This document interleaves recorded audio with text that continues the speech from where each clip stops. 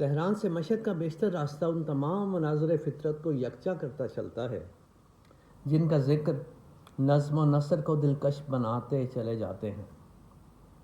سبزہ زاروں میں پھل اور پھول حیات میں رس بھرتے سانسوں کی طرح جسم میں اترتے چلے جاتے ہیں۔ پہاڑوں کی گھنی ڈھلوانوں اور وادیوں میں پرند اور چرند اپنی بستیاں بنائے اوپر نیچے کلانچیں بھرتے، بلند پہاڑیوں سے ڈھلتی آبشاریں بے قابو اضطراب کی طرح ندی نالوں اور دریاؤں میں تبدیل ہوتی چلی جاتی ہیں۔ وہ بے وقوف لڑکی چلتی کار میں بیٹھی اس طرح کھپ چکی تھی کہ لگتا تھا میں اس کے لیے بیمانی ہو چکا ہوں۔ پھر مجھے ایسا سوچنا غلط لگا جب اس نے اپنا سر دھیرے سے میرے کندھے پر رکھ دیا اور آنکھیں بند کر دیں۔ کہاں کھو گئی تھی؟ وہ خاموش رہی۔ تمہیں تو ایسے منظر کچھ خاص نہ لگتے تھے۔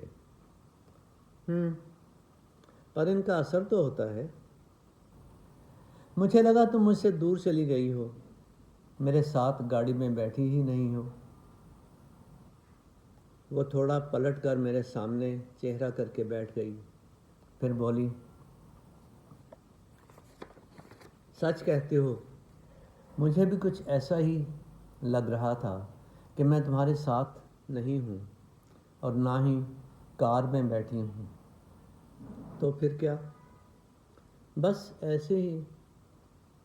تم پھر مجھے بے وقوف کہتے ہو؟ میری بات سن کر ہنسو گے؟ نہیں نہیں، بول دو، کوئی بات نہیں۔ وہ دیکھو، اس نے ایک پہاڑی کی چوٹی پر بنے بادلوں کے ہالے کی طرف اشارہ کرتے ہوئے کہا۔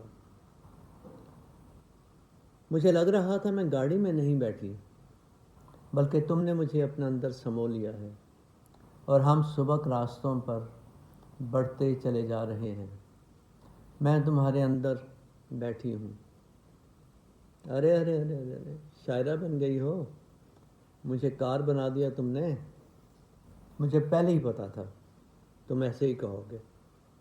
اور وہ سیٹ پر سیدھی ہو کر بیٹھ گئی۔ Thank you.